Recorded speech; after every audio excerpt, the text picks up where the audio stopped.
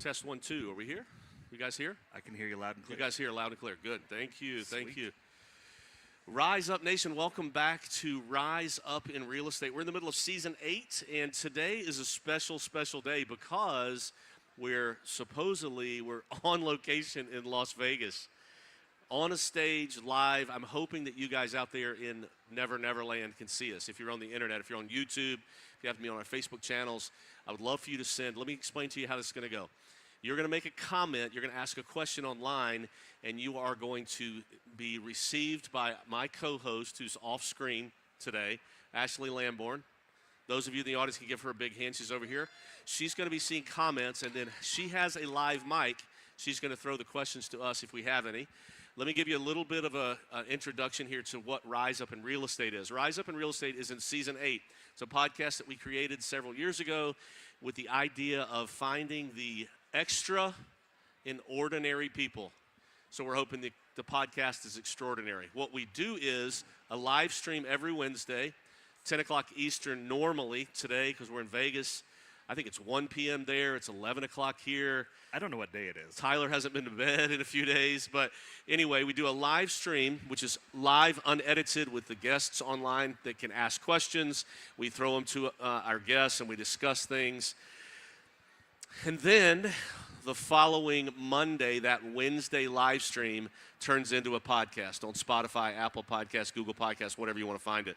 We are called Rise Up in Real Estate. If you look us up even now on YouTube, you'll see us live right there. Now, turn your phone down because you're going to hear it in like 6 different stereo sound if you get it on the internet. So that's the setup. This is really cool. We want to thank REMAX for allowing us to be here on the stage. The session for today is just ending, so I anticipate it's going to get noisier with more people in the room. Ashley, I would like to give you a chance to say hello on the microphone to make sure I can hear you, make sure the audience can hear you. Do you have anybody on yet or any questions that you can throw over to us? All right. Can you hear me, Todd? I can hear you loud and clear, yeah. Great. So we have Sue O'Shea, who has already put a comment to say hello from Vegas, but she's also front and center today in your audience. Thanks, Sue. So we are live. Everything seems to be working, and happy to be here. We're getting a lot of Sue, and that's always okay to get a lot of Sue. So we're going to try to keep this to about 45 minutes. I am very long-winded. You will find this out. I do this podcast for myself. I'll be honest, in the very beginning, I learned so much about everyone. I learned so much about what they're involved in, who they are, what they are. But today, we are lucky, we're fortunate. And by the way, this is recorded, so we will edit this and put it out as the real podcast. We're talking about Season 8 for us has been the agent of the future. When I say that, though, Tyler, people think, let's put on an astronaut suit, jump out of a plane. Robots, like let's be robots. But my guest today, seriously, of all the people that I've heard talking about artificial intelligence, AI, and how it affects us, that is part of the agent of the future. Today, I want to introduce to you all to my friend, Tyler Morton. Tyler, honored to have you. We've done this a few times, and I'm just glad that you're willing to do it again. So, love joining. So you run a fantastic show. Love doing it, and on this stage is even cooler. So isn't it cool? Yeah. I'm disappointed I can't really see myself because I'm all about seeing myself, and there we are. Look, oh gosh. Lose my headphones. Yeah, well, Tyler's headphones just fell off. We're very, very professional here at Rise Up in Real Estate. I want to shout out to Kelly also for being so helpful in everything that you did to put this all together. And the guys at the soundboard deserve coffee. If you guys want to go grab them a coffee, maybe even liquor for what they did for us to get this whole thing put together this morning. I literally walked in here at 10 o'clock, and it was like I might have unplugged everything they had plugged in all week long and said, start over. This is what we're going to do, and they pulled it off. Miraculous. Give them a hand. Miraculous work. And I don't know how they do it looking so calm, Tyler.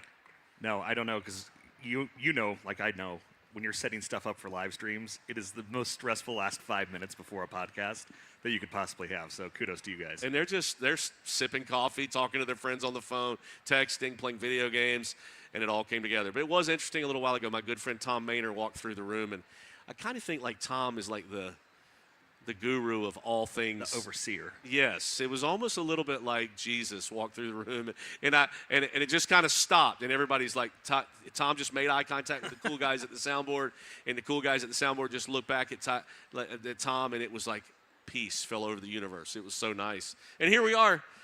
live. It's exciting. So I wanted to do something different with Tyler today because everybody asks Tyler all over the country, come spend an hour with my agents and tell me about artificial intelligence, how it affects my business. We will get there. But I wanted to start with a little bit more personal stuff. And actually, I'm not sure the best way to do questions. Maybe every once in a while I'll remember that you're over there and I'll ask you, or you can just interrupt. You're not a rude person, but today you can be rude. So I just thought I'd throw that over there. I want to hear a little bit about who Tyler is apart from AI. I think that's what this show's about. Like, we connect best with stories. Sure. And I would love to hear something about you that maybe the normal people don't know. Maybe, I mean, not that happened this week. Keep that private because I know you haven't adapted to it yet. But what is it about Tyler that we might not know? Tell me about your family. Tell me about your past, maybe getting into real estate, whatever you want to talk about for a minute. Yeah. Tell us. I've got a beautiful wife named Jessica, 3 awesome kids, David, Layla, and Jameson. So they keep us certainly very, very busy with all the sports and everything. And I love the chaos. So I thrive in those environments because same with Vegas. I love the chaos of Vegas because it's always something's going on. So when the house is quiet, it's like, oh.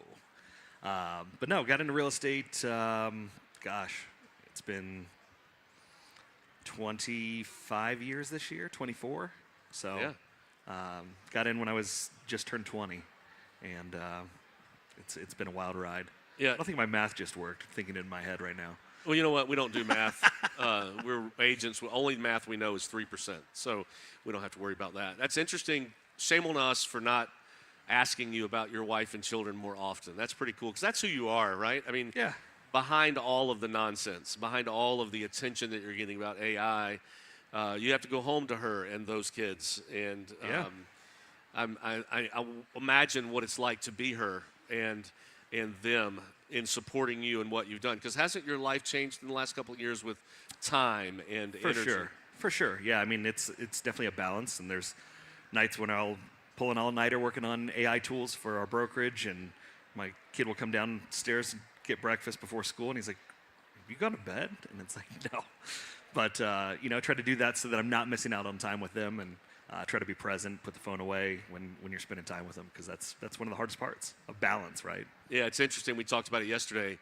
The AI saving time, right? Let's leverage. Let's do more and less. My son's on back in Myrtle Beach. He's on the call, and he said he can do things a lot quicker in his second year in real estate because of AI. But for you as a developer, it's a little bit different because you are curious. Yes. And you want to know what's next. I like to break things. Yeah, It's a lot of just trial and error. I talked about it yesterday in our panel.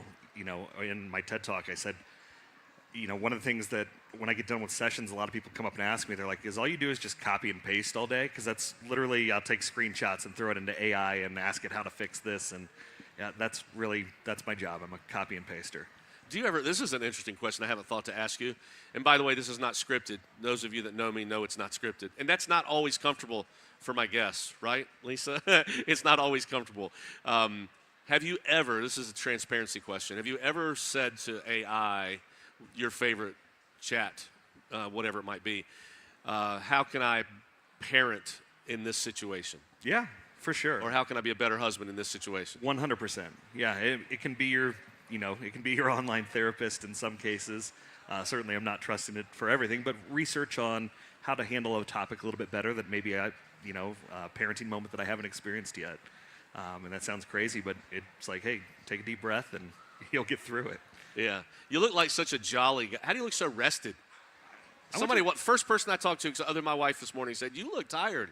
I'm like, well, God bless you too. I mean, I have a lot of children. I don't sleep much. So yeah. You look so fresh. And 4 or 5 hours of sleep, I'm good. Ready to go. Yeah. I'm not pulling the mesh with going to bed at 7:30. So I'm sure Nimesh is in the audience, isn't he? No, I doubt he's in the bed, probably. But he'll listen to this later and be a tremendous supporter. Right. So you're from Ohio. Yes. Right? Born and raised. Any snow there this winter? Yeah, we got hammered earlier this year. I think we got like 16, 18 inches the one storm, and that was a lot. So, but again, you get to have those moments with the family because you're all snowed in, and it's cool. My friend Marissa from Canada told me yesterday their snow banks right now are 10 feet deep. That's nuts. And so I said we had 4 inches, and she's like, I don't think she's my friend anymore. She's like, done with that. Ashley, any comments or questions that we need to throw out at all? Just We just have some people kind of cheering you on. Nick Pelosi says to look at that setup. You're crushing it. Mandy Fulford has requested a childhood picture of Tyler to be shared, but I don't think that I have one of those ready to go live. And Sean Kemp says, what's up, fam? That's cool. Those are some agents back at home. We love you guys very much, and you're the reason we're here. And I have seen a childhood picture of this guy. With orange hair. It is worth his orange hair. Weren't you a swimmer? Yeah. This guy was a swimmer. Can't tell anymore. Would you ever have guessed that? I mean, let's be honest. Would either of us make the Olympic swimming team right now?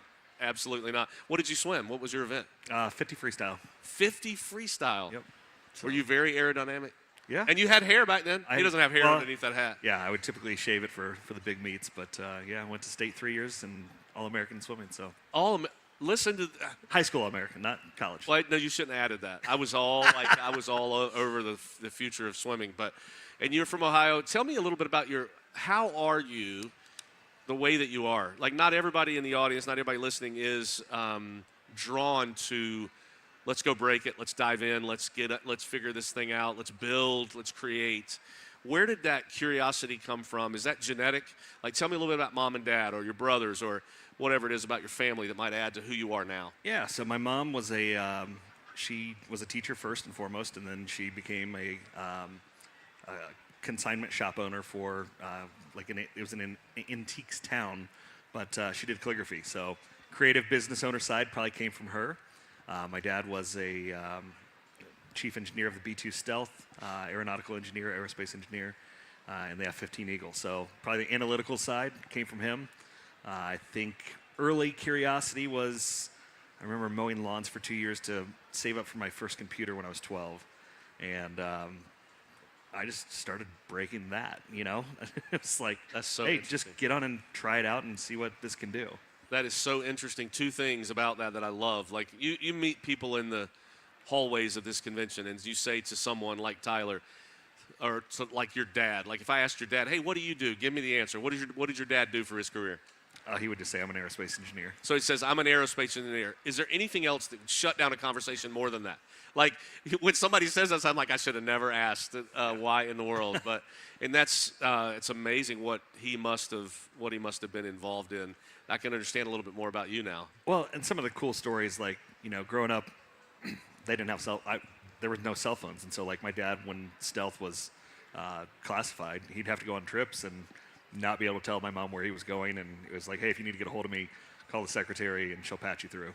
And I'm like, that's crazy. We were just talking off stage about, like, we're trying to keep our kids off iPads more often, right? Yes. So. Yeah, I don't think that would work with Mandy if I just said, I'll be gone for a few weeks, working on some classified stuff. I'd come home and my bags would be packed on the front. Well, maybe not. Hers might be, and I would be left with all the children and all of the dogs. I'm not sure. So that's pretty cool. And you were 12 years old. You had a computer. You were already trying to break it. Yeah. John Armstrong yesterday shared something pretty cool, I thought, or 2 days ago. He said, and I want to get your opinion on this, when he's hiring and recruiting in the recruiting room as a broker owner, his favorite question to ask is, when did you start working and what were you doing? And I think agents can learn something from this about who you are, and even your clients. I think this can parlay that way, but he would tell me what, like, he would always often look at that answer and tell me what you got out of that, because you were sitting at that table. Yeah, that was one of the best takeaways that I had from this conference so far. For us hiring, new agents, it's, you get to find out their why and their drive and figure out if they have it or not, because some agents do and some agents don't. And so I think it's that one question answers it in a nutshell, and so that's cool. And that'd be cool to go around the room or on the call here today. You guys just throw out what you do. Like, what was your first job and how old were you? I'd love to know that about Ashley, actually. Ashley, tell me that about you. It's so weird. I feel like I'm talking to someone that's in the cloud. Ashley? Yes, Tad. Tell me about your first job. How old were you and what were you doing? My first job, like, as a teenager, or like my first career? No, just the first thing you ever did to try to earn money. I coached children's gymnastics, my first job ever, but that was not my first career. What was your first career? I worked for a biotech company in their DNA lab. Now, listen, Now we can get very there's another one that if they say that to you in the marketplace. Oh, cool. See you later. Yeah, nice talking to you. How's the weather, right? Ashley, thank you for sharing that. She has a pretty cool background in coaching, and she's our director of agent development and we're from South Carolina, North Carolina. I should have said that for those of you that I might not know. We live in Murrells Inlet, which is coastal South Carolina. We have offices from Wilmington down to Charleston, so that's kind of our footprint. What has been the best thing other than John's comment, Tyler? We're sitting here, by the way, at our international convention that happens every year in Las Vegas. We're in Las Vegas still, right? Yep. We are. We're in the marketplace. How many of these have you been to, by the way? Oh, man. Off the top? It's probably 16. 16? Yeah, I've only missed a few. That's good. I'm about 12, I think 10 or 12 in myself. What's been your, and you guys can hop in and say this too. We do have a live mic right there. I should have said that 45 minutes ago. There's a live mic there. You guys can step up and ask questions if you want. We are an open book. You can ask me literally anything you want, and I can handle it. Did you hear that? Anything you want, I can handle it. But what's the feel like this international convention for you? And you guys too, hop up and yeah, the energy has been insane. I mean, when I walked in the marketplace, it was huge rush of crowd, which typically happens. But man, the brand, just everything looks fresh and exciting, and it's just different. I don't know how to explain it, but I'm here for it. Yeah, I appreciate that too. I have enjoyed the different feel. Have you learned something, like other than John's comment? You're a teacher, like you've been on the stages, you've done a TED Talk, you've done a panel, you've done probably a lot of other stuff, but have you learned one thing that you feel like you can take back, or have you even gotten there yet in your dissemination of the information? No, for us, we were actually talking about it. I was talking with Christy and Kent, my partners down in Kentucky, last night at dinner, and I said, hey, it might have been you talking about on the panel yesterday, talking about planning out the training, like 4 segments or seasons of batch classes for our office. So that was a big one. And I think we're going to go back and implement that. And that's the same thing I tell agents when they go to these conferences. You're overwhelmed with a ton of information. So take back 1 or 2 things that you're going to implement into your business. Yeah, and let's be honest, probably our entire business is built on things we learned from each other. 100%. And from people in this building. Yeah, I said yesterday, I wouldn't be in the position that I'm in without people like you and our group, Mastermind, and other brokers that I've asked questions to along the way, or agents that had an idea that I stole and took back to Ohio. So that's what's really cool about the network. That's awesome. Now, I know you guys are chomping at the bit to hear about AI. No one has taken my challenge yet to go to that microphone and ask us a question, but somebody will. Now's your chance. Ashley, anything else online or anything you want to throw over this way? I don't have any new questions online right now. Okay, awesome. Yep. So my son's doing his job, I can see, back in Myrtle Beach, just sitting there typing away. So this is a weird combination of things going on here. We have like several cameras. Like Ashley just popped up on this TV. I had no idea that was going to happen. I told my son he's on Zoom, but he didn't think he was going to be seen. He's just sitting to answer questions and stuff at home in Myrtle Beach. He said, am I going to be seen on the screen? I said, do you want to be? He goes, no, not really. And I said, well, just do me a favor and get dressed. Because if these geniuses by accident or on purpose find a button that can play his live stream from his living room, it'll be a bad scene for all of us. Trust me. So, Lawton, we appreciate your help back at home. Tyler, tell me, what was your big thing before AI? Because I know now it's AI, but what were you about 2 or 3 years ago? Or have you been doing AI for maybe I'm late to the game. You've been doing it for 6 or 7 years and we don't even know it. No, probably just over 3 years now, 4 years. But before that, it was still tech-driven. We'd like to my history was I opened my brokerage in 2000. I bought the franchise in 2006, opened in 2007, right before the market did what it did. So you're not a prophet, is what you're saying. No. But it made us who we are today. Absolutely. Because I didn't have 10 employees and 10,000 square feet of office space and all this different technology. And so we built a lot of our own. We systemized what we did so that we could scale. And that's kind of been what we've done ever since then. And so the AI is just the next iteration. Before that, 10 years ago, 15 years ago, the buzzword was social media, right? And so you're going to have iterations of this. Probably 10 years before that, it was IDX, right? Yeah, yeah. So you're going to have iterations of how things change the way we do business. But at the end of the day, it's still a relational business. It's still human interaction. And so it's nothing in that front has changed. AI just makes it a little bit easier. So you were probably plugging along trying to be efficient and effective as you could be with the tools that you had. Yeah. And do you remember the day that you were introduced to AI? Like the very first time you heard about it or thought about it, tell me about that moment. Like, was it an aha moment or was it like an oh crap moment? What was it like for you? Do you remember? I still have these moments. So a good friend of mine, he owned a online guitar lesson company and sold it for a ton of money. He's one of the most techie people that I know, and we have a group chat. And he sent me just a link to it, and I was like, "What is this?" So I clicked it. And we started having conversations about what it was capable of. And it's just one of those moments where you sit there and you stare at a blank wall. And it's like, this is going to change the world. And we're seeing that in every aspect of what it's capable of. And it's moving faster than ever. So it's a little bit terrifying. I know that's certainly, there's lots of headline news talking about what it's capable of. But I think it was last year, it was one of the founders of OpenAI was on stage, and he was talking about, but yeah, we're going to see exponential growth in these other areas that are going to change humanity in positive ways. You're going to see cures to cancer. You're going to see faster research for new medicines and all this other really cool stuff. So that's what I'm super excited for. So you don't tend to default. We've got water right there too, buddy, if you're choking to death, and that's hard because the air quality's so good here in Vegas. Too many nights sitting in the cigar lounge with. Oh, it's been fantastic for my sinuses. I'm so excited to get back on a plane tomorrow at 30,000 feet. Right. My eyebrows are going to feel like, Ernie and Bert from back in the day. So you aren't a fear-based guy. Like you face the things and say, how can I make this? Yeah. How can I use it? Yeah, I mean, with any tools or technology, people are going to use it for bad things, right? That's inherent with technology. But I think the good outweighs the bad if we keep guardrails and if certain things happen. But I think the fear right now in a lot of industries is, will AI replace X, right?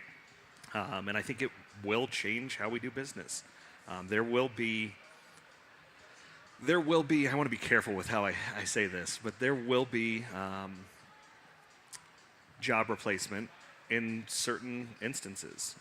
Contract to close. I think that will be one of the first because that is a deeply automated, AI can do all of the things that a contract coordinator would do simply from having that contract. All the deadlines are in there. And I hate saying that because I use a contract coordinator and they're awesome. Like they keep my business together. So maybe it doesn't replace them immediately.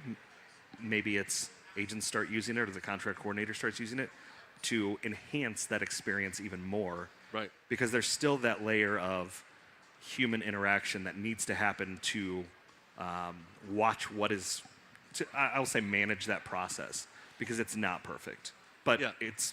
I said it yesterday, imagine the brokerage down the street from you or the agent down the street from you hires 10, 20 MIT graduates to do X, Y, and Z for them. What does their business look like in 12 months? And it never sleeps, it never eats, doesn't take vacations. It can be running for you 24/7. And I think the management of that is what will be the next iteration of what agents need to really focus on and spend time developing out what that looks like. And it caught me, I said staring at the wall, it caught me in my presentation the other day because I said, here's what I'm using it for, but I hadn't even asked what should I be using it for. It's right. better at knowing that than I am. So you have to reframe how you think through the process to get the desired outcome. And what is it that drives you to do that? Why do you keep pushing and growing and learning? And that sounds like a silly question, but what's the end game for you, or what are you shooting for? Man, I'm just curious as to what it's capable of. Yeah.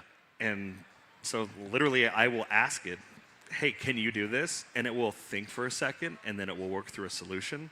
And that's cool to me. And sometimes, right now, there's not a lot of tools that are capable of everything, right? And so it's very specific. But yeah, I made a desktop app, and I don't know how to code. I made a desktop app for my computer that does real-time sentiment for coaching calls. That's cool to me because it helps. We talked about disk profiles yesterday. Yep. And it's so cool that it can do that. Yeah, how do you guys feel about it? Like I have tons of questions. Anything else, Ashley? Yeah, I've got one in the chat from Mandy Fulford. Her question is, what's the one AI shift most real estate professionals are underestimating right now? I'm assuming that question's for Tyler, Go for since it. it's for my wife. No, you go ahead. I don't know. There's not one monumental shift or tool that will be used.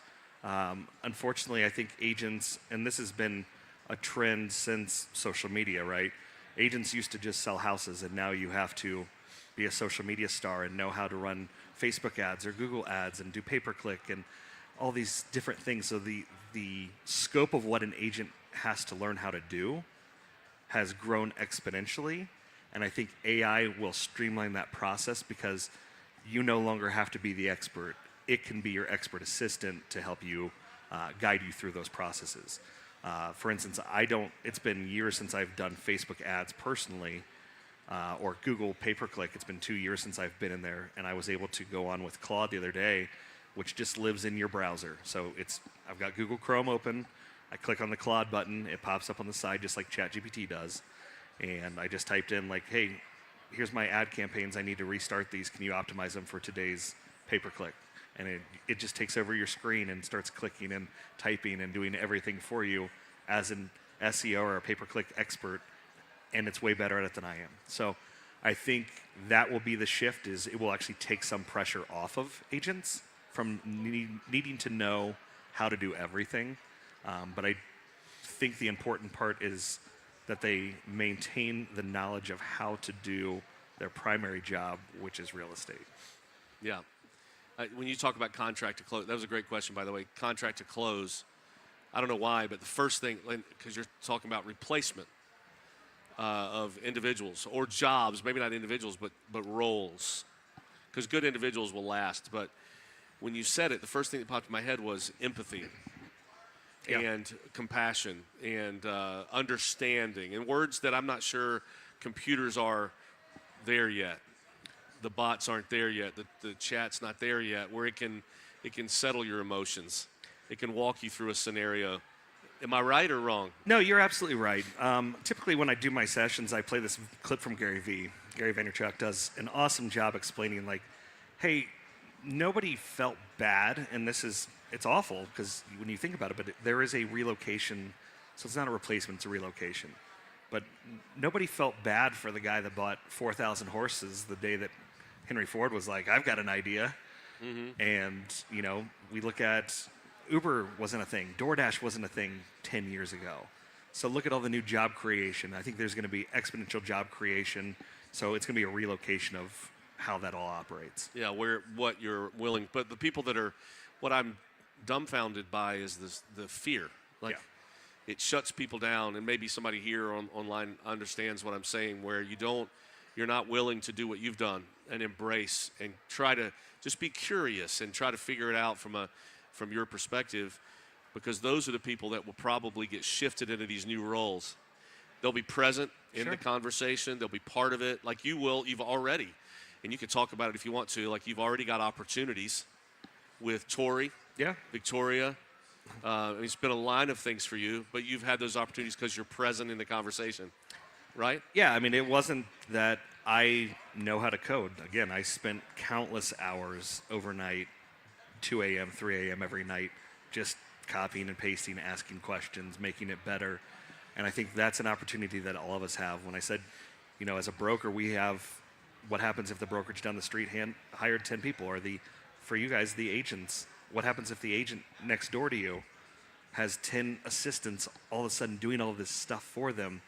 You don't get there overnight. And so just start having the conversation. And when you don't know what to ask AI what you should be asking it.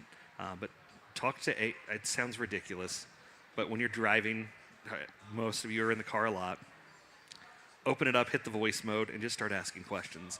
And it will reframe how you think. And I think that's the opportunity that everyone here has, is to leverage that, because it will earn back our time so we can do stuff that we love, like spending time with our family. So you're not up learning how to do Google pay-per-click at 10 p.m. So take the 10 minutes a day to have those conversations, ask what it's capable of, and it will reframe how you think and how you approach what task you will outsource to AI. Yeah, a question for the audience. if anybody wants to dare ask it. How many of you, or answer it, how many of you would say that you are intermediate AI users, like in the middle? Raise your hand high, because I can see you out there, even though the lights are bright. Some of you, I love how realtors answer questions. They can't just answer it. They got to give somebody did this. I love it. I'm glad I'm not married to you, by the way, because it's complicated. But how many of you are strictly beginners? Raise your hand high, strictly beginners. You see this, Tyler? Yeah. This is what's cool to me, because how many are you would dare say you're experts?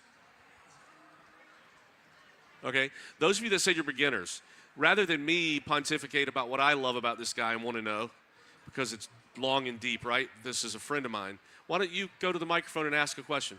What do you want to know? What would you like to hear from him in our conversation? Because I've got a couple of questions I think a beginner would ask. Or intermediate, like why are you intermediate? Where do you want to be? What are you trying to use it for? What are you trying to get to an advanced level? Do you think you're an advanced level? Close. I think I know how to connect the tools that I need. But again, when I don't know, I still ask AI, like, hey, what should I be considering? Like, what are the risks of this, and what is the desired outcome that I should be expecting? And that sounds silly, because I should know what the desired outcome of some of this is, but there's things, and I think that's where you have those stare at the wall moments, where you're just like, we haven't even thought of everything that this is capable of yet. We're not there yet. And so it will be able to think of that in the next year. That is crazy. How many times has he mentioned that he stares at the wall a lot? The guy probably needs to get some pictures. You got some pictures on the wall? You're looking at why? We have a question right here in the room. Go ahead, sir. Yeah, I just wanted to make sure that I was starting the right way, and what should I be doing right now as a beginner? Like, what's the first thing I should be doing? Yeah, I would start with having those 10-minute conversations every day with AI to ask tell it everything about your business. So it doesn't matter what your niche is, but tell it what your goals are and ask it how you can get there. So, because it's going to give everyone here a different answer based on how you want to approach it. Because there's people that do, like I did one the other day, it was deep research on farming markets in my particular city. So the prompt was super long, but it was basically I said, here's 5,000 past sales from my MLS. The more data you can give it, the better it's going to help you. But I gave it 5,000 past sales, and I was like, hey, what are the top 3 neighborhoods that I should be marketing to that don't have any agent with any dominance? That's not a report that I could ever put together myself without hundreds of hours of research, but that prompt didn't come overnight either. It came from me talking to it for 2 years, asking it, hey, how can I improve this? And I was helping an agent with that study. But other agents, like I said, I'm using it for Google pay-per-click. It really just depends on what your desired outcome is. But I would ask it, hey, this is my goal. Maybe it's leads, right? Or marketing to your sphere. Start asking it those kind of questions, like how do I improve on this? And it will give you better outputs than I'll be able to give you. But start having those 10-minute conversations for sure. So let me take it a step back. Would you recommend the paid version of ChatGPT? Yes. As a beginner? Yes. It's the best $20 a month I spend. $20 a month, the paid version. And then there is a button that you can literally have, like Michael did in the opening session. You can literally have, and shout out to Michael Thorne, who's leading in this arena as well, which I love. You can literally have a conversation. And the things that are burning, sir, that asked the question, James Brophy, the things that are burning in your mind about it, ask the tool. Yeah, I don't have a profound answer on where to start, because when you don't Literally, know, that's it. ask it where you should start, because it's going to give you a better direction than I can. Let's get your question. Thank you for coming up. Go ahead and tell us your name, too. Hi, Stephen Lau from REMAX in Edmonton, Alberta, Canada. Steven. Okay. So I like where you're going with the data analytics. So that's my next step. I'm trying to train it by uploading all the recent sold prices. Look at the active listings. Which ones are the most likely to sell? And how I've used ChatGPT to save me at least 3 hours per listing I upload is by asking it to see and review all the photos Yeah. I upload of the listing. I'm uploading the floor plan of the house, the room measurements, all the photos, even the video, and I'll type in a few key things about the neighborhood, the pros and cons, and the features of the house specifically. And I say, I only have 1,020 characters I can write on MLS. Write it for me, and I will keep tweaking it. So what used to take 3 hours now takes about 30 minutes after tweaking. And I just subscribed to the professional edition because when I'm uploading all this data, it's saying, I can only do one listing right now, and I have another one. I have to wait 2 hours because of data limits. Right. And I also want you to answer, besides data analytics and how I can leverage it, what are the differences between the basic pro or the plus version? Because I'm now paying 200 USD a month for the professional. I want to make sure I use its extra so-called intelligence over what the other standard versions are. Thanks. Great Sure. question, Stephen. Thank you. No, and I love the pin, by the That's way. awesome. Yeah, great pin. And let me say one thing. Are you an agent, Stephen? Okay. So those of you in the room on the call, this guy's doing it daily in his business. So grab him afterwards. Like he's a little bit intimidating to talk to. Like this kid knows a lot. He knows a lot, but he's right there in your shoes, right? He's not running a brokerage. He's running a team or an individual agent. So I appreciate your perspective, Stephen, very much. Go ahead. Yeah, and I think you nailed it. The more data that you can give it, the more you can ask, what can you do with this data? With ChatGPT, I pay for the $20 a month. I don't do the $200. I used to, and I do want to talk about the tools that I use and why I use those different tools. But ChatGPT, I've got 3 years of data that it has on me, right? Because I've talked to it every day. That's why I haven't gotten rid of it. I did export it the other day because I was like, hey, I want to import this into another AI to get different outputs, and that was Claude. But I use OpenAI every day, talking to it, asking it questions, thinking through, brainstorming, stuff like that. You nailed it with the listing descriptions. A lot of agents will say, hey, write me a listing description and give it a few key features. But uploading the photos is brilliant because it will actually see those photos and be able to tell you that it has quartz countertops and cherry hardwood floors, etc. So that's awesome. And the $20 a month version, you have some additional, like you're unlimited with the number of chats you can have. You do get limited on deep research, so you have some other options there. But it allows you to also customize your tone, which is really cool because you can tell it to write like you. So I've got Tech with Ty, which is an email that I send out every week, and I've got 157, 58 of those that I threw in so that it could write like me. Yeah, go ahead. Should I subscribe to both ChatGPT and Cloud Gemini? Like, I need to know where I should be putting my All right, so The question was, what tool should you subscribe to? Because there's a bunch of them. Yeah, And Ashley, I see you, and I see you too, Lane. Was that your question? Okay. Ashley, we get you next, okay? yeah, so I would recommend for those of you that are getting into AI, the $20 a month ChatGPT is the best $20 you could spend. For you, the $200 a month, that's expensive. Like I said, I tried it, and I did it when they first did what's called ChatGPT Operator, which basically was an AI agent you could tell to go do things. So my litmus test for AI agents is always, again, I try to break things. My litmus test is to see if it can enter a listing into the MLS for me. And so I took just a PDF of an old listing and gave it to that agent, and it went on and tried to enter it into the MLS. An operator could not do it. This is a year ago, and that's why I was like, hey, it can't do it. It's not worth the $200 a month to me. Since then, I now use Manus. It's MANUS.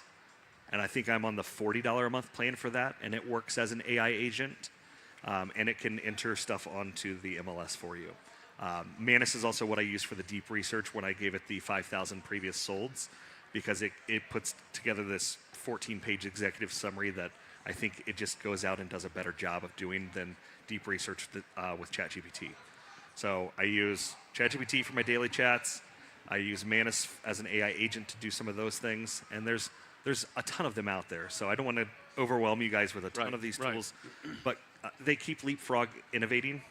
So every week now, one gets better than the other. It used to be that I used Gemini for image creation.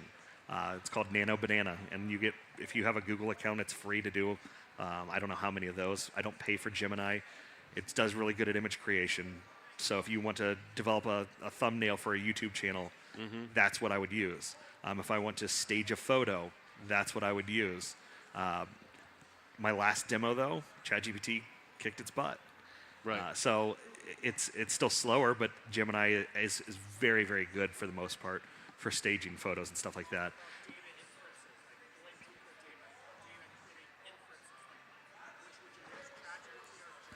So would you mind going back to the microphone? Let's get Ashley's question, and we'll get you next, Stephen, after that.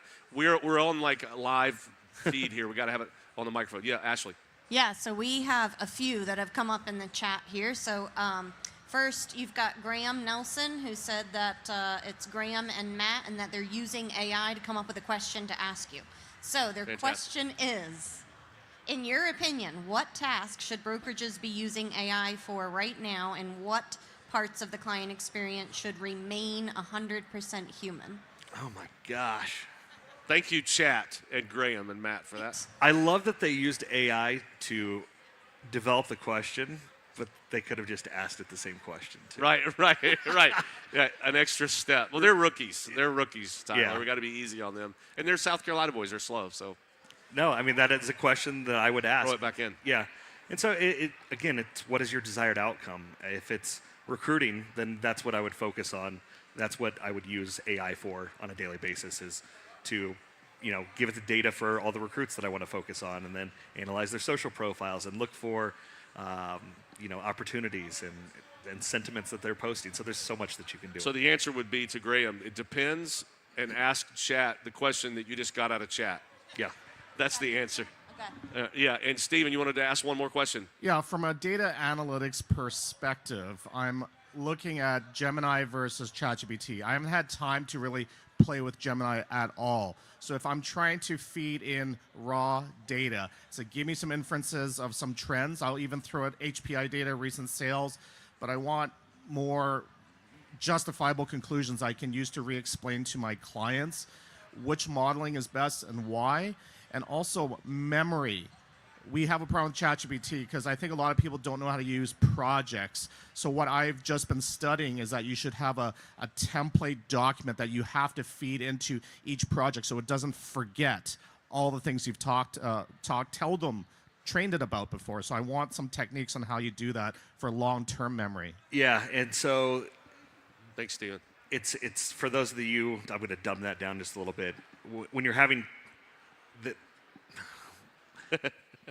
when you're having conversations with ChatGPT or any AI, you would think that it has a persistent memory and it remembers what you told it 6 months ago, but it doesn't.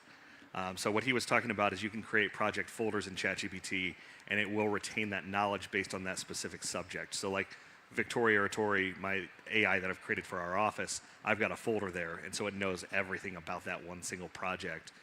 It has all the previous screenshots that it can still reference. ChatGPT is still my go-to for that. Again, I'm using that as my go-to for questions for data analytics. I'm using Manus as the agent to go pull. I'm still giving it data, but I'm asking it to go perform tasks with that data. And to give you an example with the farming thing that I did, it gave me the output. It gave me this executive summary on here's the neighborhoods you should farm, here's the market share from these 5 agents, and here's your opportunity cost. I said, well, how much would it cost for me to actually do something with this? And go find every door direct and tell me what the pricing is, and then how much would it be to order postcards, and how can I automate this? And so you just start going down this list. Your mind will start working in ways when you start just talking to it. So there's no wrong or right answer. It's whatever you want to use. I've started using Claude more recently because it sits on my desktop as an app, and it can go connect to other tools. So it lives within Chrome. Like I said, it can go and click and do the things that Manus can as well, but it's within that environment. I have a little bit more control over it as opposed to a virtual server where Manus is going and clicking and it's asking for my passwords that I don't love. This is doing it in my browser with Claude. So those are the 3 that I'm using probably primarily right now. But as agents, I mean, this one, I think a lot of agents, hopefully you guys know you can do this. We get asked all the time, what's the age of the furnace? Take a photo of it, take a photo of the sticker on it, and it will tell you the year it was manufactured. And that's an aha moment for a lot of agents to just go, what else can I give it? And it can give me information on. So. Yeah. Those of us in the Southeast don't know what a furnace is, but we'll get to that. Now, there's some people in the room that are like Steven and like Tyler. Steven Tyler, did you catch that? That are at a different level. All the stuff that he just said for a beginner, you're like, what in the world? Do one thing. Find one, even as complicated as AI is, it's like you got to stack the wins. Find one thing and start digging into that one thing. Get the paid $20 version of ChatGPT and start talking to it. Have the courage to push the button, sit in your car, or get in the woods so nobody else can hear you, and talk to it. I've given mine a name. We can have a conversation in the car. It's really amazing. Ashley, do you have another one? You're amazing at this, by the way. Give Ashley a hand for just being amazing. Thanks, She loves being put on the spot in last-minute things. She hates them all, and that's all this was for her today. So congratulations. You're doing great. Thanks, Tad. Well, congratulations to you for being on the stage today. Oh, yeah. This is fantastic. Thank you to Tyler for bringing me here. Yep. So we have a question in here. I don't know the name of the person because it's like a at something something. Anyway, Tyler, what's 1 to 2 things people don't realize makes their life easier or more efficient, which I love. I'm going to go ahead and just ask the second question so I can go back behind the computer. And Haya in the audience here asked, what transparency regulations should exist for AI-generated valuations or materials? So the first one, what makes life easier? Second one, Haya's hitting you just a little harder there with a tough question. Whew. We have about 10 minutes left to go, Tyler. Keep that in mind as you answer the transparency question from a 23-year-old. Yeah, 21-year-old who couldn't even drink. Would believe this. She couldn't even drink at the bar last night. They make her go to the room and get her ID in Vegas. That's great. Where they never close. Blows my mind. Go ahead. 2 or 3 things that make your life easier. Again, it depends on the task. Yeah. I'll give you an example. The other day, Claude Desktop, I had multiple offers on a property, and I was like, hey, compare these 2 offers. It goes through. It gives me this beautiful spreadsheet highlighting here, the term here was better. The closing or occupancy date was better over here. Earnest money was higher. All in one view. All in one view. That's awesome. And it did give a disclaimer at the bottom. So for transparency, that was kind of cool. Obviously, AI can hallucinate. There are times where you ask for something and it gives you something completely different, and it's very, very frustrating. Today's the worst day it's going to be. Tomorrow it's going to be better. The day after that's going to be even better. So it has come so far. If you guys remember, did anyone see the AI video of Will Smith eating spaghetti like 3 years ago? Mm-hmm. It just looks terrible. And now you have deepfakes that you cannot tell the difference of. Right. And people are fooled easily. I used the Gemini example of we did something called headline hacking. We had a bear in our market, which we don't typically have bears. Right. So you can garner social attention by kind of jumping on top of that opportunity. And so Abby, my marketing director, and I went outside by our REMAX sign, and she acted like she was feeding a bear, and I used Gemini to insert the bear into that photo. And we posted that, and the number of comments that thought she was actually feeding a bear and telling us how dangerous that was were insane. I was going to say that is engagement of a different level. Yes. That's crazy. But yeah, I think be transparent. Hey, I used AI to assist me with this. And I think you're going to see more and more disclaimers. And maybe I misunderstood that question. But no, great. Shout out to our new president, Mr. Chris Lim, walking through the building with Chief Legal Counsel, I should mention, which is a smart thing to do. What should I say right now? No. Yeah, you guys are awesome. So to give them a round of applause. Thank you for what you're doing for us. We're excited about the direction, 100%. So we've had a lot of cool people walking through. That was the first chance I had to shout him out while he was walking around. There's also been like a high-level, loud conversation happening over here. I'm hoping it's not the sound guys, but no, I'm just kidding. Great question. Were you going to ask a question? You were at the microphone, and I kept talking and forgot, but you're so handsome. Come on up and ask. There you go. You're right about that. Okay, quick question here. ChatGPT was the basis for all of us when we started this, and now there's more platforms. And so I have the paid version of ChatGPT. Is there a way to transfer everything I taught from ChatGPT to Gemini or Great question. Perplexity? Yeah, so if you go into your settings, I just did this last week because I wanted it into Claude. But when you go into ChatGPT, if you go to your settings, there is an export function. And I couldn't tell you exactly how to get there, so I would ask ChatGPT, how do I export all my data? And it'll tell you. That's pretty cool. Isn't it amazing that most of his answers have been Ask Chat? So let me ask you a question, Tyler, that I've been thinking about, and I thought about this right when AI was kind of first being talked about, I think, 3 or 4 years ago. Where does the it's called artificial intelligence, right? That's the words AI. What is the information, like when you ask it a question, where does the information come from? It depends on which AI system. Okay. And so, like originally when we were asking AI questions or ChatGPT, we were looking at data from like 2022. And so that's why when I'm using Manus for some of the research, it's going and grabbing more recent content or data. I use this example. I do have Grok built into my car. I otherwise don't use it, but it's convenient to hit a button on my steering wheel and I'm talking to AI. I asked it a question. I was showing a house, which I don't frequently do, but as I say, agents are always on realtor time. I was running 5 minutes late, hadn't had a chance to even look at the MLS sheet on this place, so I started asking Grok all the questions. And what was insane is it was able to go out and find in some like neighborhood forum that there was like an HOA dispute on like pool permits and all this stuff, and it was just very specific data to this property. And so I started asking it other questions like, hey, if my buyer likes this property, what are the comps? It's pulling real-time data. So it depends on the source. Okay. For real-time stuff, I use Perplexity. Okay. I use that probably more than Google. And there's free versions of that. There's paid versions of it. I've got the paid version because it has another browser that you can use for automations and stuff like that. But the information that's out there is information that, like before, I don't know how to ask the question. Before AI was a thing, and I even know when that's probably 20 years ago, wasn't that same information on Google? It's getting information that we've been searching for years that we actually put there. Yeah, I mean, it's not artificial at all, is what my point is. No, and you've seen it actually. There's people that are setting up fake websites with irrelevant or fictitious data to feed to these AI systems, which is kind of funny. But you even saw Google, like if you remember, they used to have like 100 pages at the bottom. You'd scroll all the way to the bottom of Google, and it would show like you're on page 1, and it would have 100 of those. They turned off the rest of them. Now it's just 1 through 10 because they didn't want OpenAI and all these other companies going out and grabbing data from deeper onto the web because that source of data is not as trusted. And I think that's what led to some of those incorrect responses. It gave me a little bit of peace of mind to know when you hear artificial intelligence, I immediately went to Jetsons or CIA or something that's just like something I can't put my head around, and I'm not going to be a part of it. It's scary.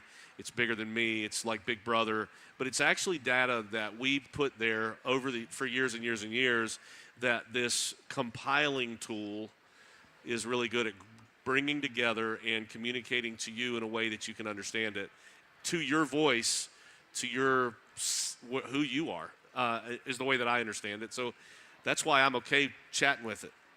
Well, yeah, and there are evil people, right? There are people there are. Didn't somebody warp? You got mail. I mean, right. Somebody used that inappropriately, probably. Well, and how many phone call scams do we get a day? 100. Just. Mm-hmm.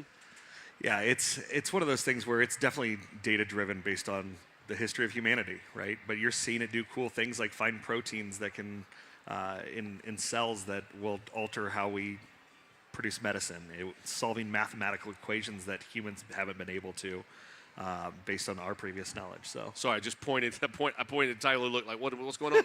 big wave coming in. Ashley, you got one more. I'm going to ask one more question, and then we'll wrap it up. Yeah, so Mandy got on here and said, so cool, can I have an autograph after the show? I know there's 3 of us. I'm assuming she's asking me. 100%? So, yep, 100%, Mandy. I will sign anything, T-shirts, whatever you got. But I love this question from Jeremy Blanton, who's so excited that you're on the big stage. Thanks, Jeremy. He wants to know the last time Tyler Googled something. Oh, I still do it all the time. And it sounds stupid, but I use Safari on my phone. Safari. Yeah, I still Google. Jeremy, it's so interesting that when AI was a thing, when it started becoming a thing, you had what in the world were the people at Google thinking? Because Google was the main search engine. Of course, YouTube tried to knock them off the throne, but then AI comes, and I think eyeballs were off of Google for a minute. But now, if you Google, what happens? It gives you the AI version, the AI answer first. Here's an example of like a question I would ask Perplexity versus Google. I said, can I ship stuff to myself for an upcoming stay at MGM? Because I had all the hats, hats for Victoria. And I was like, Google's not going to give me that answer instantaneously. It's going to send me just a link to their site, and then I got to click and look at FAQs and find out the information there. Perplexity's like, yes, although it's very expensive, they charge a holding fee, and it's giving me all the details, and here's how to do it, here's the address, like all just in one response. So that's what I'm using Perplexity for, is getting the answer without me searching deeper for it. Love it. So to wrap up, we've got just about 5 minutes left, and then we'll head out of here for Rise Up in Real Estate. Tell me, Tyler, the one thing, and this might take you a minute to kind of gather yourself an answer, but what's the one thing that you're most excited about on the horizon for you? Like, it may be AI related, may not be, but what is it that you're here for this and you're fired up moving forward? It's one of those blank stare at the wall moments. Oh yeah, and you may not, and all of you think the same thing. Like, what is it that? I think it's getting time back. I mean, honestly, you're seeing. I mean, even the thousands of hours I've spent developing Tori, you're going to see stuff like that. Agents are going to be able to automate portions of their business with a single prompt. Like, you're going to, in probably a year, you're going to be able to say, I want to fire myself from doing this ever again. And how do I do that? And it will just do it for you. That's awesome. It sounds insane, but yeah, that's what's going to happen. I can 100% guarantee you that there's at least one person in this room with the name Fulford that wrote that down, because Mandy's going to be on that as soon as we get home, aren't you? Figure out what we can get. How can we get these things that, a lot of what we do we're not passionate about. We're doing it because it has to be. We want to leverage in order to do, like, I look around the room and I see you guys are great at, and even the listeners here, great at the belly-to-belly, the face-to-face, let's make this person feel like I understand where they're coming from and help them get to here.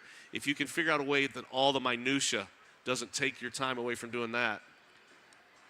I'm going to follow up to my comment. Yeah, please. Because I had a conversation with Riley Vanderkay, who started a company called Speculo. It's an AI CRM, does automated outreach for your database. And I think that's if I can just get a quick hand count, who here is using Bold Trail or a CRM, right? Does anyone enjoy working in their CRM? No. So it's literally going to be a single prompt for you to run any campaign to anyone in your database without you having to manually go in and say, hey, send everyone in this market an email this week. It's going to do the research and send that out for you. So that's what I'm excited about. Awesome. Thank you, Tyler, for being here. Getting time back is important. I think that's what this is all about. He is super available. I would like to shout out his Tech with Ty newsletter that he does weekly. If you're not on that list, even those of you that are listening, if you're not on that list, you should be. I learn something almost every week. I'll go to Ashley one more time. You might have something else to say. I just want you guys to know that we're finishing out this live stream with a picture that Mandy sent us of Tyler, bright orange hair. Look at there. It's right there. See it? The bright orange hair. There it is. Yeah. That's going on the live stream right now, Love Tyler. it. So thanks to Mandy. Thanks to Lawton working his magic in the background. And well done. Thank you, both of you. I'm so excited that he picked up AI when he did, because that hair needed to go. Yep. Rise Up Nation, thank you for being here. We're in the middle of Season 8 with Rise Up in Real Estate, and we appreciate you. Look forward to seeing you next week on the live stream. You can catch this episode on all your podcast channels on Monday. It'll be called Rise Up in Real Estate Season 8. Tyler, thank you very much, man, for being excellent. See you guys very soon.